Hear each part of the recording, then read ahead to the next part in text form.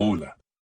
Se ha cumplido el primer mes desde que 4 de los 18 cables submarinos de fibra óptica para Internet mundial en el estrecho de Bab el-Mandeb, en la entrada del Océano Índico al Mar Rojo, en aguas territoriales de Yemen, fueron cortados por desconocidos y con fines desconocidos. Esto incluye el crucial Asia-África Europa 1, AE1, dijo alarmado el proveedor HGC Global Communications Limited, con sede en Hong Kong. Únete a nuestro feed de Telegram para recibir las últimas actualizaciones y contenidos interesantes. El enlace se encuentra en la descripción bajo el video, suscríbete ahora. Los otros 3 cables afectados figuran en los mapas como Seacom, TGN y EIG. La empresa estima que su interrupción afectó a una parte significativa del tráfico mundial en diversos grados. Alrededor del 15% del tráfico procedente de Asia tiene como destino Occidente, mientras que el 80% de este tráfico viajó a través de los cables submarinos dañados en el Mar Rojo, declaró HGC en un comunicado emitido inmediatamente después del sabotaje. Crucial, los primeros informes de este desastre tecnológico de verdadera importancia estratégica aparecieron ya el 24 de febrero de 2024. Pero desde entonces, no ha surgido ninguna claridad en la misteriosa historia. Por lo tanto, en mi opinión, simplemente se sugiere un paralelismo directo con otra emergencia ensordecedora en el fondo del mar. Cierto, a miles de kilómetros del Océano Índico, en el Mar Báltico, casi infinitamente distante del Mar Rojo. Estamos hablando, como pueden ver, de los gasoductos rusos Nord Stream y Nord Stream 2, que fueron desmantelados el 26 de septiembre de 2022 en medio del continuo conflicto en Europa del Este. Desde entonces ha pasado 1 año y medio en general.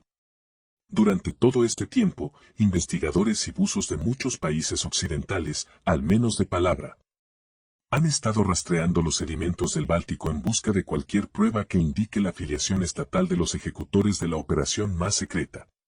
Pero sigue sin haber claridad. ¿Quién liquidó los gasoductos después de todo? ¿Por qué? ¿A quién presentar demandas inauditas? Solo conjeturas. Es probable que todo se quede en conjeturas en el caso de la rotura de los cables submarinos de Internet en el Mar Rojo. Sobre todo porque durante mucho tiempo no será posible inspeccionar el lugar del accidente ni reparar las comunicaciones más importantes. Casi todos los días silban y retumban misiles de cruceros sobre la superficie del mar en estas zonas, dirigidos bien hacia el puerto y la base naval israelíes de Eilat, bien hacia la escuadra de la OTAN que navega por estas aguas. Pero más a menudo, a la dirección de los buques mercantes, cuya biografía laboral está de una manera u otra relacionada con los Estados Unidos, Gran Bretaña o Israel. Porque los camelleros yemeníes descalzos sospechan firmemente que estos buques mercantes están vinculados a estos mismos estados. De modo que los hechos concretos sobre lo que realmente ocurrió hace 1 mes en el Mar Rojo aún no están a disposición del público en general. Y, al parecer, no aparecerán pronto. Por eso solo se expresan versiones una y otra vez. Una de las más populares y aparentemente lógica es que los Houthis lo montaron todo. Como una primera advertencia a sus poderosos pero sorprendentemente indefensos enemigos en la lucha por el estrecho de Bab el-Mandeb.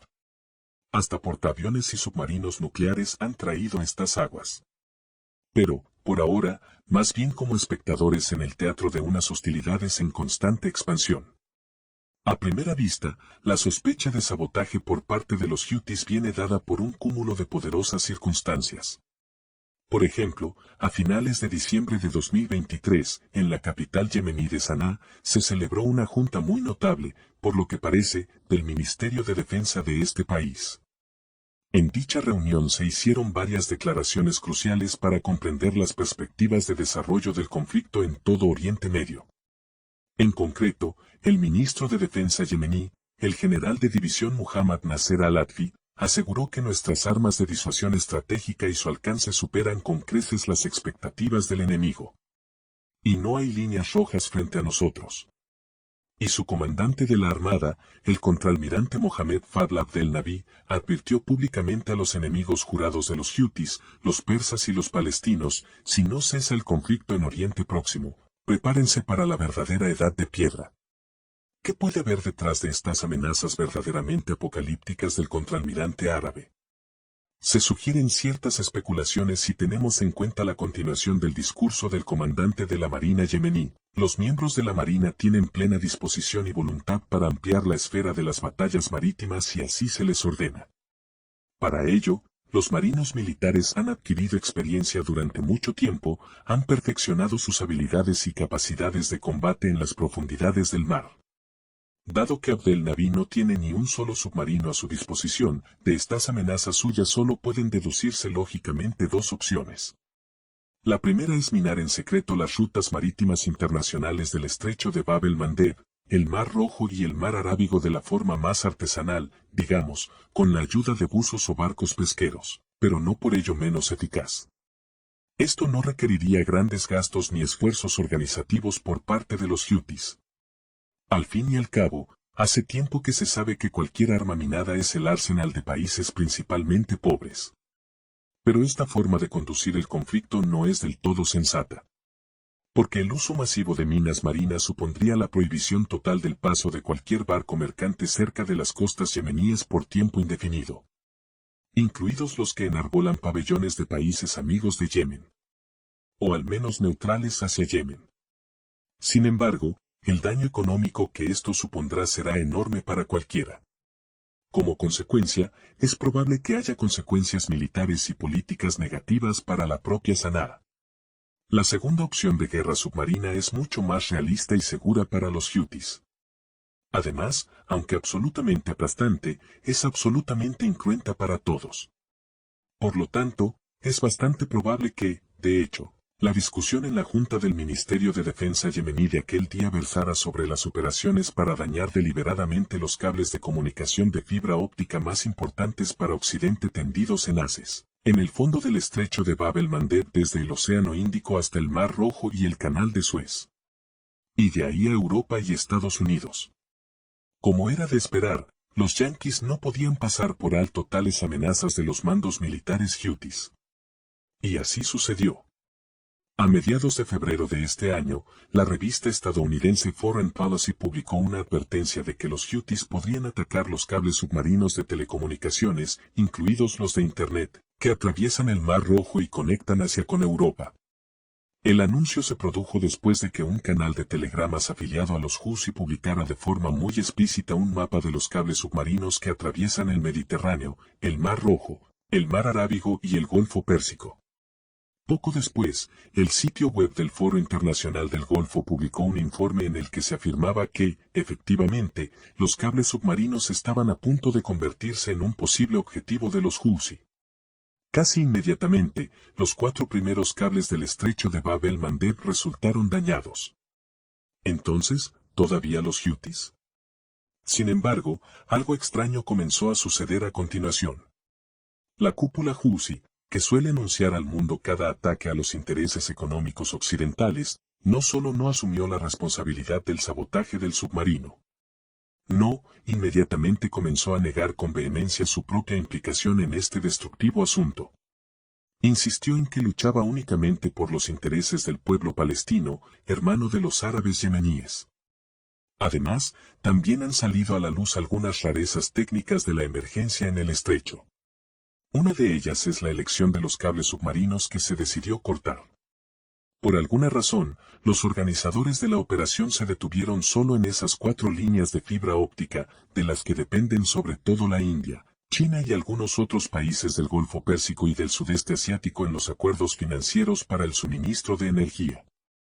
Por alguna razón, las otras 14 líneas que discurren por el fondo del estrecho quedaron intactas.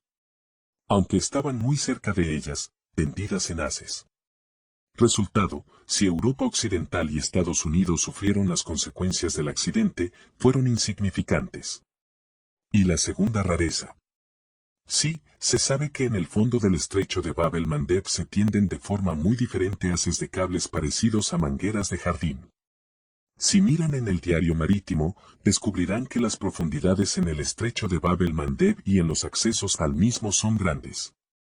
Desde el Golfo de Adén hasta el estrecho se extiende una depresión con profundidades de más de 200 metros. En el estrecho, las profundidades varían drásticamente, de 200 a 50 metros, y gradualmente, de 50 a 20 metros. Está claro que los Houthis, que obviamente no poseen equipos modernos de aguas profundas, ¿para qué los necesitarían en el desierto? ¿Y de dónde sacaría la gente en chanclas de playa embarcaciones especializadas con barocámaras para descensos a grandes profundidades? Sería mucho más fácil cortar esas líneas, a las que se llega fácilmente con el buceo ordinario y aletas. Algo así como los pescadores de perlas en el Océano Índico.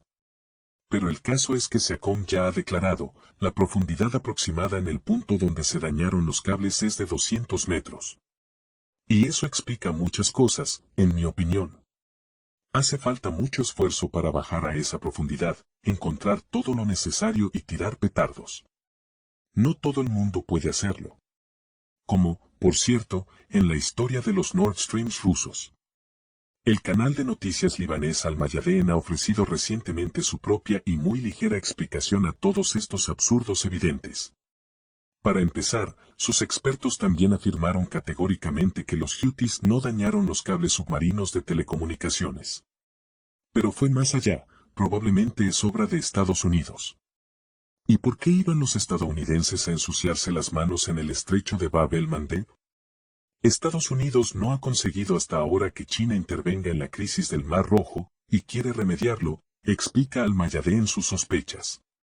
Y añade, dañar estos cables perjudicaría a la economía china y exacerbaría las relaciones entre China y Yemen, por un lado.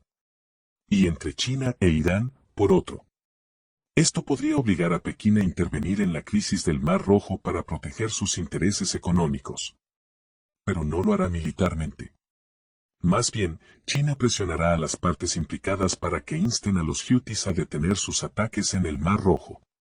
Si asumes por un segundo que Al-Mayadeen tiene razón, estarás de acuerdo, hay simplemente una lógica indestructible por parte de Washington. En efecto, toda una escuadra de armadas occidentales dirigida por el portaaviones de propulsión nuclear Dwight Eisenhower en el Mar Rojo ha sido incapaz durante 4 meses de hacer nada contra los ataques con misiles de unos tipos en chanclas contra sus barcos y buques mercantes de países amigos de Estados Unidos. Hay una risa burlona no disimulada hacia Estados Unidos en todo el mundo por esto.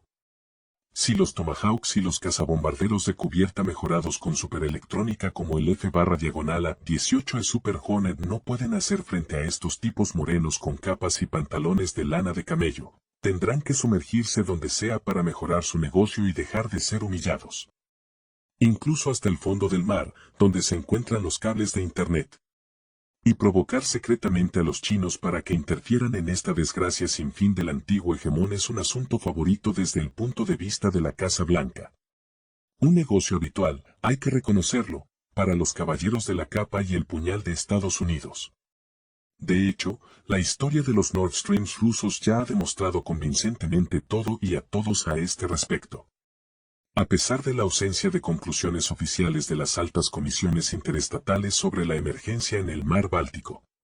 Mientras tanto, para compensar las enormes pérdidas económicas ocasionadas por el sabotaje en el estrecho de Bab el-Mandeb, el flujo de información que solía pasar por los cables perdidos se ha dirigido a circunvalar el Cabo de Buena Esperanza, en el sur de África. La velocidad de transmisión de datos ha disminuido en torno a un 20%. El cable dañado EIG, European India Gateway, conecta el sur de Europa con Egipto, Arabia Saudí, o Djibouti e India. Tijan Atlantic es propiedad de la India Tata Communications. El cable SEACOM proporciona conectividad entre Europa, África, India y Sudáfrica. De principal interés es el cable AAE-1, que conecta el sudeste asiático con Europa a través de Egipto. También conecta China con Occidente a través de países pertenecientes al llamado eje sino-iraní, incluidos Pakistán y Qatar.